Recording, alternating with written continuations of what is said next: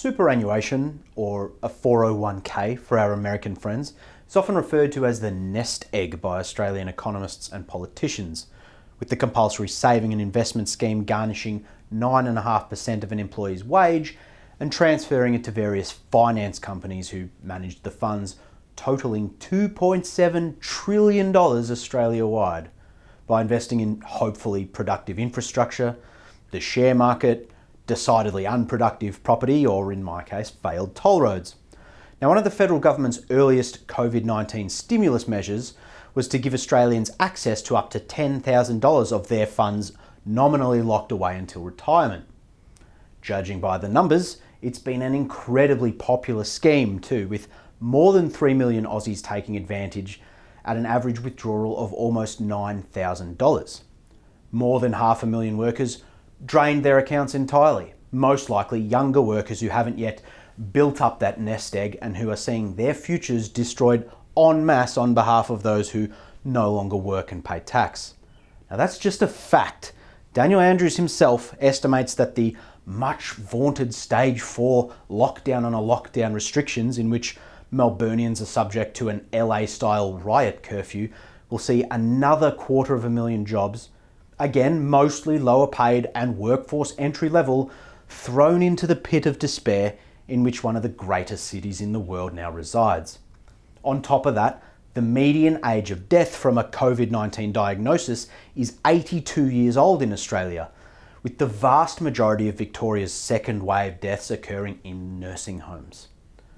In one of the weirdest political hills to die on, the worker-centric Labor Party and its tethered union movement have come out in staunch opposition to people accessing their savings early to see them through this crisis.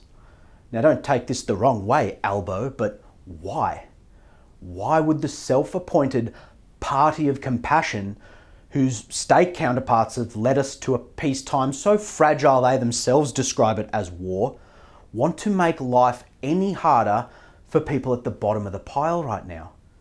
It can't be because the Keating Labor government of the early 90s was the architect of the scheme and they've developed some sort of emotional attachment to trillions of dollars they haven't even had to appropriate through tax. That'd be ridiculous. But Nothing Burger in Chief Anthony Albanese claims it's because we literally don't know what's good for us. A classic Labor helicopter parenting move.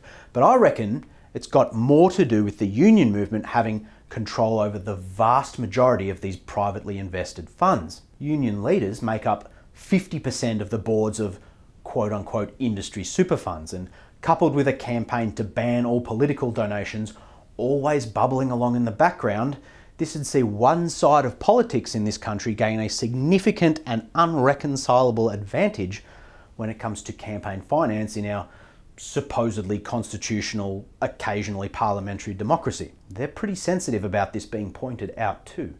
The Australian Council of Trade Unions cracked the shits at the right-wing IPA think tank a few years back when they had the gall to point out that direct payments to unions totaled more than $18 million on top of board fees and the rest between 2013 and 2017. But the far bigger issue is the influence the union movement and the Labor Party have over one of the largest tranches of infrastructure investment funds anywhere in the world. Governments notice this stuff when sketching out major projects on the back of napkins. This is at least part of the reason why horribly expensive city-centric projects like rail tunnels that duplicate existing rail tunnels and road tunnels that duplicate the biggest bridge in the country get up over projects that actually expand services to people who don't currently have them, like airport and suburban rail extensions and triplication projects we've been promised ever since commuter trains were a thing. The super funds do have a point when they claim it's not exactly easy to extract $42 billion from illiquid assets like these, but it's not the job of savers to make sure that banks have enough cash on hand when it's needed. Every single fund should have a significant stockpile of cash assets, which incidentally is where I've had mine since the global financial crisis. But with inflation running well above a 0% cash rate, I'm far better served, even in the long term, using this money to pay down debt and survive right now. The smug parental concern of people like Greg Combet, former Minister for a bunch of stuff in the Rudd-Gillard Labor government, is enough to bring on a spit take, which in turn is enough to make everyone in the pub stare at you like you're about to give them coronavirus. Who cares if it's more of an economic stimulatory measure than a compassionate one? The economy isn't a bunch of figures on a Wall Street ledger, as the panic porn media and bureaucrat shutdown proponents claim. The economy is people interacting with each other. The only difference is the motivations of the people administering the scheme, which makes absolutely no difference to me.